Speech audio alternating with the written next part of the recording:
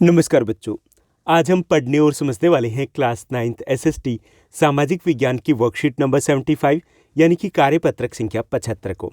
यह आपकी 28 जनवरी 2022 की वर्कशीट रहेगी और आज की इस वर्कशीट में हम पॉलिटिकल साइंस राजनीतिक विज्ञान यानी जिसे आप सिविक्स भी कहते हो उसके एक इम्पोर्टेंट चैप्टर चुनावी राजनीति को पढ़ना जारी रखेंगे। आज की इस वर्कशीट में हम बात करेंगे मतदाता सूची क्या होती है, नामांकन क्या होता है। उम्मीदवार जो चुनाव लड़ते हैं उनको नामांकन भरना होता है, तो नामांकन होता क्या, कैसे भरा जाता है। चुनाव अभियान क्या होता है, उसमें आदर्श आचार संहिता होती है, वो क्या होती है। मतदान कैसे होता है, मतगणना क्या होती है। यानी कि इलेक्शन से जुड़े काफ़ी इंपॉर्टेंट जो टर्म है, बहुत इंपॉर्टेंट जो टर्म है, वो हम आज की इस वर्कशीट में डिस्कस करेंगे, समझने की कोशिश करेंगे। तो चलिए शुरुआत करते हैं हम आज की इस वर्कशीट की। सबसे पहले हम बात करेंगे मतदाता सूची की। जैसे कि आप सभी को पता है कि हमारे देश में 18 वर्ष और उससे अधिक आयु के सभी नागरिकों बिना किसी भेदभाव के चुनाव में मतदान कर सकते हैं। अपने यहाँ पर वोट कौन डाल सकता है?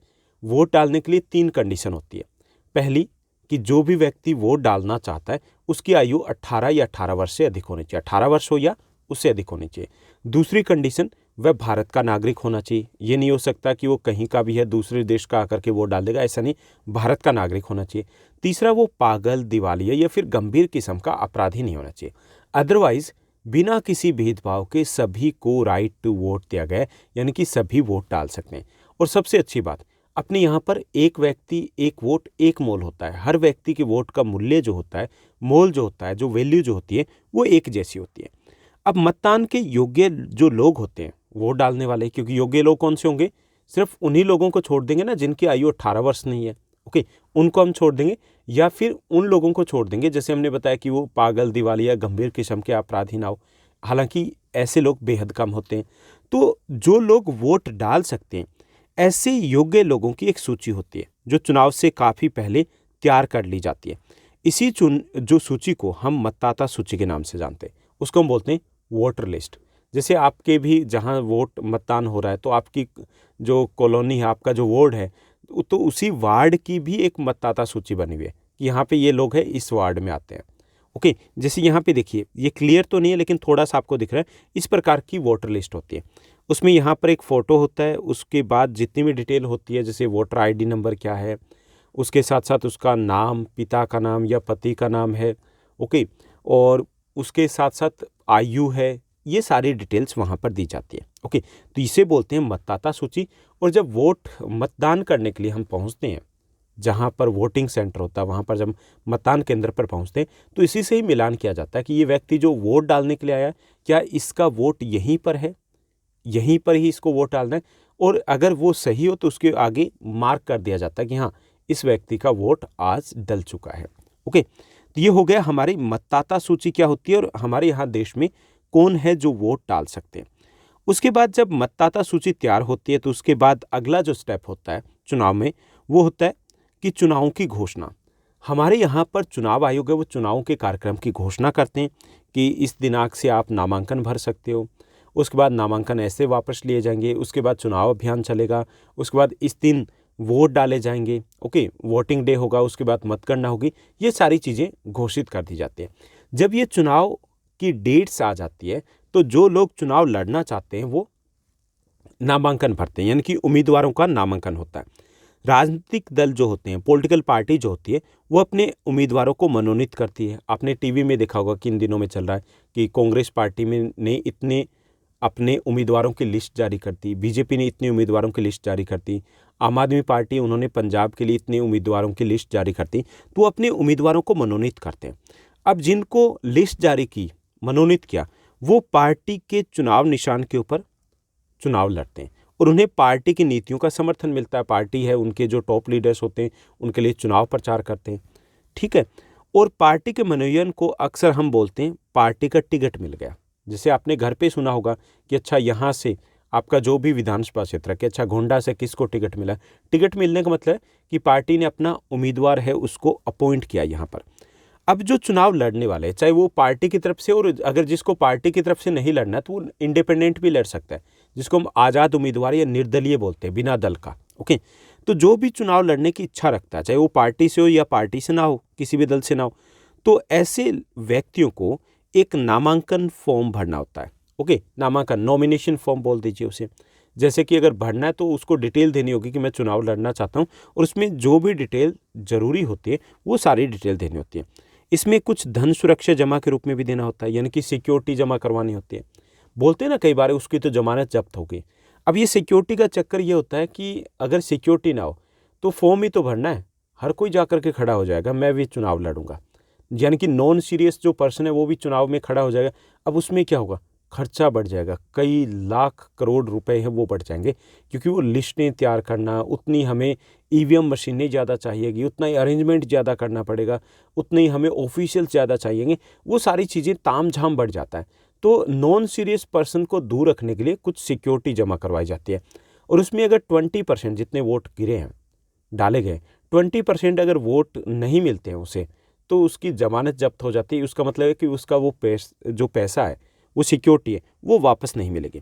हाल ही में सुप्रीम कोर्ट के निर्देश पर एक घोषणा के साथ एक नई प्रणाली भी शुरू की गई कि उम्मीदवार को एक कानूनी घोषणा भी करनी होती है, जिसमें उसे अपना पूरा विवरण देना होता है कि उम्मीदवार के खिलाफ कितने आपराधिक केस चल रहे हैं, उम्मीदवार और उसके परिवार की संपत्ति प्रॉपर्टी कितनी है, देनदारी कितनी है, लोगों को कितना देना है, कर्ज कितना है, और उसकी शैक्षणिक योग्यता कितनी है, यानी कि सारी चीज़ें उसे बतानी होती है। अब ये अगर गलत बता दे तो क्या होगा कि जीतने के बाद भी उसकी कैंडिडेचर कैंसिल हो सकती है, यानी कि उसे सही इन्फॉर्मेशन देनी होगी। ये इसलिए किया है सुप्रीम कोर्ट ने, ताकि लोग जो चुन रहे हैं, अपने एमएलए को चुन रहे हैं, अपने एमपी को चुन रहे हैं, जिसको भी अपना प्रतिनिधि चुन रहे हैं, कम से कम लोगों को पता तो होना कि वो कैसा है, ये जरूरी होता है। मतदाताओं को उम्मीदवारों द्वारा प्रदान की गई जानकारी के आधार पर अपने निर्णय लेने का फिर अवसर मिल जाता है, ताकि वो अच्छे से जान पाए कि उनके उम्मीदवार कैसे हैं, कितने पढ़े लिखे हैं, कितनी प्रॉपर्टी उसके पास, और कितने उसके ऊपर आपराधिक केस चल रहे हैं या नहीं चल रहे हैं। ठीक, तो ये हो गया अगला जो स्टेप होता है चुनाव में, कि नामांकन भरा जाता है।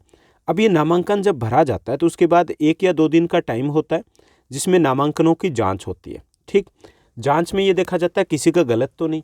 अगर नामांकन में किसी के जो नामांकन भरा है वो गलत है, कुछ भी गड़बड़ है, तो कैंसिल हो जाएगा। ठीक, आधे अधूरा है, कैंसिल हो जाएगा।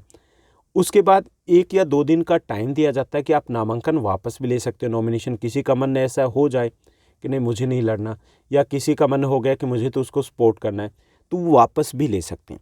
अब ये जब सब कुछ हो जाता है कि वापस भी ले लिया गया, उसके बाद आता है चुनाव प्रचार, चुनाव अभियान, इलेक्शन कैंपेन जिसको बोलते हैं।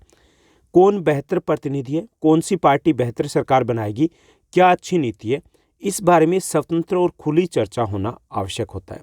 चुनाव प्रचार के दौरान ऐसा ही होता है। हमारे देश में इस तरीके के अभियान उम्मीदवारों की अंतिम सूची की घोषणा और मतदान की तारीख के बीच में 2 सप्ताह की अवधि के लिए होता है। लेकिन वास्तव में वो 2 वीक के लिए नहीं होता, बल्कि जिनको चुनाव लड़ना होता है वो 1 साल पहले ही थोड़ा थोड़ा सूंघना शुरू कर देते हैं, थोड़ा थोड़ा मतलब अपनी बातों को रखना शुरू कर देते हैं, लोगों से मिलना जुलना शुरू कर देते हैं। तो लेकिन इस दौरान जो टाइम पीरियड होता है कि चुनाव की घोषणा हो गई, फिर धुआंधार चुनाव प्रचार होता है। आपने भी देखा होगा पिछले इलेक्शन जो दिल्ली में हुए थे, किस तरीके से एक जा रहे थे, दूसरे आ रहे थे। रात को भी उनके जो नेता थे या जो उनके समर्थक थे वो घरों में पहुंच रहे थे, किस पार्टी को वोट दीजिए। हमारे चुनाव कानून के अनुसार कोई भी दल या उम्मीदवार कई चीज़ें नहीं कर सकता, जैसे मतदाताओं को रिश्वत नहीं दे सकता, धमकी नहीं दे सकता, उनसे जाति या धर्म के नाम पर चुनाव में वोट डालने की अपील नहीं कर सकता, चुनाव प्रचार के लिए सरकारी संसाधनों का उपयोग नहीं किया जा सकता, लोकसभा चुनाव में एक निर्वाचन क्षेत्र में 25 लाख और विधानसभा चुनाव में एक निर्वाचन क्षेत्र में 10 लाख से अधिक रुपए खर्च नहीं कर सकता। ये कुछ नियम बनाए गए हैं। अगर इन नियमों का उल्लंघन होता है तो उस उम्मीदवार की उम्मीदवारी को रद्द किया जा सकता है। इसके साथ साथ हमारे देश में सभी राजनीतिक दल है वो चुनाव के लिए आदर्श आचार संहिता पर सहमत हो गए। आदर्श आचार संहिता का अर्थ है कि जिस दिन चुनाव की घोषणा हो जाती है उस दिन से लेकर के जब तक नई सरकार नहीं बन जाती तब तक उस राज्य में या पूरे देश में वो चुनाव आदर्श आचार संहिता वो लागू रहती है। अब इसमें क्या नहीं किया जा सकता, कई चीज़ें हैं यहाँ पर नियम लागू होते हैं। जैसे चुनाव प्रचार के लिए पूजा स्थल का, धार्मिक स्थल का प्रयोग नहीं किया जा सकता, सरकारी वाहनों का प्रयोग नहीं किया जा सकता, हवाई जहाज हो गई या सरकारी अधिकारी है ऑफिशियल है उनका प्रयोग नहीं किया जा सकता कि वो किसी पार्टी के लिए चुनाव प्रचार करें। इसके साथ साथ जब चुनाव की घोषणा हो जाती है तो कोई भी मंत्री वो किसी बड़ी योजना की आधारशिला नींव नहीं रख सकता, उद्घाटन नहीं कर सकता। ओके, कोई बड़ा डिसीजन नहीं ले सकते, जो पहले ले लिए वो ले लिए, अब नहीं ले सकते। कोई बड़ी सार्वजनिक सुविधा है उसकी घोषणा नहीं कर सकते। तो ये सब कुछ होता है आदर्श जो चुनाव आचार संहिता में। यानी कि आदर्श चुनाव आचार संहिता क्या, कुछ नियम होते हैं जो चुनाव की घोषणा के बाद सभी दलों को, सभी उम्मीदवारों को मानना होता है। ओके, और अगर इन नियमों का उल्लंघन किया जाता है तो उसके खिलाफ कार्रवाई की जा सकती है। तो इन्हीं नियमों को हम आदर्श आचार संहिता के नाम से जानते हैं। ठीक, ये सब कुछ हो गया, चुनाव प्रचार हो गया, गली मोहल्ले में खूब हो हल्ला हो गया। उसके बाद आता है मतदान। कि चुनाव का अंतिम चरण वह दिन होता है जिस दिन मतदाता अपना वोट डालते हैं, यानी कि मतदान करते हैं। ओके, उस दिन को आमतौर पर चुनाव का दिन कहा जाता है, इलेक्शन डे भी हम कह सकते हैं, वोटिंग डे भी हम कह सकते हैं। आजकल वोट रिकॉर्ड करने के लिए ईवीएम, इलेक्ट्रॉनिक वोटिंग मशीन है, उसका प्रयोग किया जाता है। चुनाव के दिन, मतगणना के दिन सभी उम्मीदवारों के जो एजेंट होते हैं वो मतदान केंद्र के अंदर बैठे होते हैं। अगर आप कभी अपने पेरेंट्स के साथ गए हो, मौका मिला हो, अभी तो नहीं मिलेगा लेकिन छोटे बच्चे हो, अगर जाने का मौका मिला, आपको परमिशन मिली है तो आपने गया तो देखा होगा कि वहाँ पर वो एजेंट बैठे होते हैं। वो इसलिए बैठे होते हैं कि चुनाव निष्पक्ष हो, कहीं पे कोई गड़बड़ी धांधली ना हो जाए। तो ये इसलिए उनको परमिशन दी जाती है ताकि चुनाव और मतगणना ठीक से हो पाए। उसके बाद जब चुनाव होता है तो चुनाव के बाद जब मतगणना होती है तो मतगणना में भी ये एजेंट वहीं पे होते हैं, मौजूद होते हैं। तो ये निष्पक्षता को देखते हैं, गड़बड़ी या धांधली को रोकने के लिए ऐसा किया जाता है। और मतगणना में क्या होता है कि एक निर्वाचन क्षेत्र से जिसको सबसे ज़्यादा वोट मिलते हैं उस उम्मीदवार को निर्वाचित यानी कि चुना हुआ घोषित कर देते हैं। तो ये सब कुछ होता है इलेक्शन प्रोसीजर में। अब हम बात करेंगे प्रश्नोत्तर की। आज की इस वर्कशीट पर बेस्ड 4 आसान से, बेहद आसान से प्रश्न दिए गए। चलिए इन क्वेश्चंस को हम सॉल्व करते हैं। तो यहाँ पहला हमारा प्रश्न दिया गया कि मतदाता सूची से आप क्या समझते हो, ये हमें बताना है। तो मतदान के लिए योग्य लोगों की सूची को मतदाता सूची कहा जाता है। जैसे मान लीजिए आपकी क्लास में इलेक्शन होने हैं तो कौन कौन वोट डालेगा, सभी क्लास के बच्चे वोट डालेंगे।